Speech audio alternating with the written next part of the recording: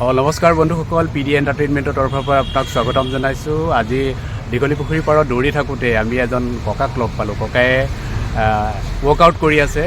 এতিয়া ককাৰ জনামতে 91 বছৰ বয়সতো খুব সুঠাম যুৱকৰ দৰে এনেদৰে পুৱা উঠি ৱৰ্কআউট কৰি আছে। কিমান বছৰ হ'ল আপোনাৰ? মোৰ 91। ঘৰ ক'ত আপোনাৰ? মোৰ ইয়াত উজান বজাৰ বাৰুৱাৰী। এইটো সদায় কৰি আছে নেকি আপুনি? ৰেগুলাৰ আহোঁ মই। কেতিয়াবা এইটো বদলাওঁ, ৰুটটো বদলাই। এইটো ৰুটটো বদলালে অলপ ভালো লাগে বেলেগ বেলেগ চাইডত। কেতিয়াবা নদীৰ পাৰত যাওঁ, অ'কে। কেতিয়াবা উলুবাৰীৰ ফালে যাওঁ, হয়, আৰু কেতিয়াবা পাণবজাৰৰ ফালে যাওঁ। কিন্তু আচল কেন্দ্ৰ হ'ল দীঘলী পুখুৰীৰ চাইডে। আপোনাৰ দীঘলী পুখুৰীটো ওচৰ হয়। খুৰা দীঘলী পুখুৰী পাৰটো ওচৰ হোৱাৰ কাৰণে ইয়াতে বেছি সময় কৰে। তথাপিতো গুৱাহাটীৰ বিভিন্ন আশে পাশে আপুনি ৰাতিপুৱা কেইটাত উঠে? মই ৰাতিপুৱা 4:40 মানত উঠোঁ। ৰাতি কেইটাত শুৱে? মই 10:30। 10:30। আৰু কিমান ঘণ্টা আপুনি ৱৰ্কআউট কৰে? কি ক'লে? কিমান ঘণ্টা আপুনি দৌৰা মেলা কৰে, শৰীৰ চৰ্চা কৰে? এইবিলাক প্ৰায় 1.5 ঘণ্টা, বেছিও হয়। অ'কে। খোৱা বোৱা ক্ষেত্ৰত আপুনি কেনেকুৱা গুৰুত্ব লয়? খোৱা বোৱা মানে সাধাৰণতে পুৱা ইয়াৰ পৰা মৰ্ণিং ৱাকৰ পৰা যাই মই লাল চাহ আৰু থিনেৰে বিস্কুট 3খন খাওঁ। তাৰপিছত মুখ চুখ ভালকৈ গা চা ধুই নিত্যকৰ্ম কৰি তাৰপিছত 10টা বজাত আমাৰ ঘটনাটো হ'ল পৰিয়াল বৰ সৰু। মোৰ বয়সতকৈ ৱাইফৰ বয়স বহুত কম নহয়, তেওঁ 85।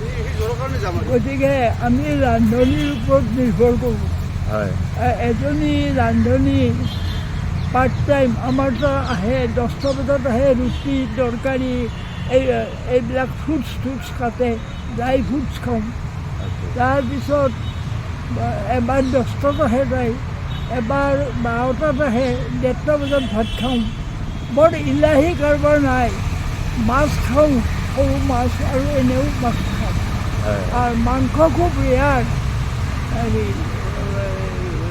ৱাইফে মাংস নাখায়েই, মই খাওঁ, বৰ ৰেয়াৰ। আৰু ৰাতি 8:30 মানত ৰান্ধনি আহে। আমি সাধাৰণতে 9:15 মানত খাই উঠোৱেই।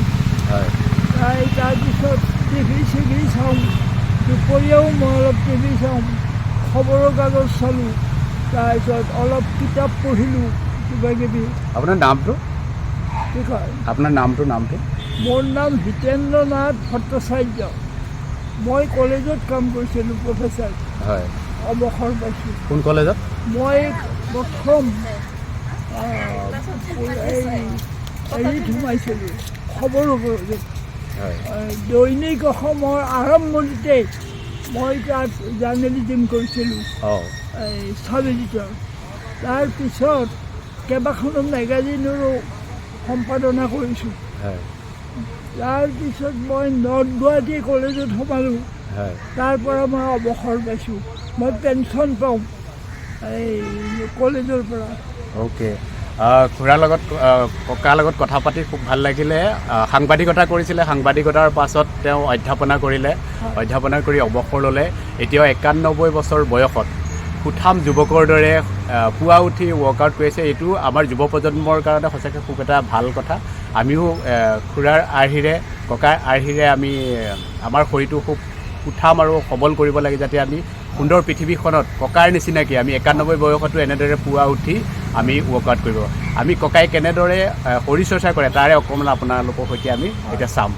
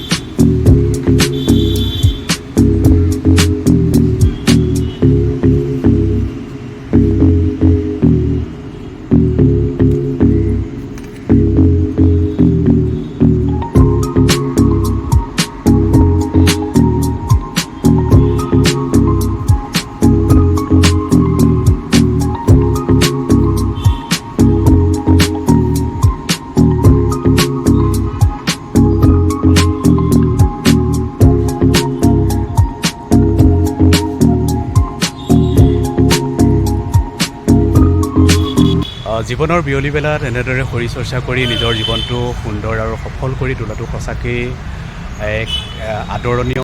আমি যদি খুৰাৰ আৰ্হিৰে ককাৰ আৰ্হিৰে আমি অকণমান অনুপ্ৰাণিত হ'ব পাৰোঁ, আমাৰ জীৱনটো খুব সুন্দৰ আৰু সফলভাৱে আগুৱাই লৈ যোৱাত সহায় হ'ব।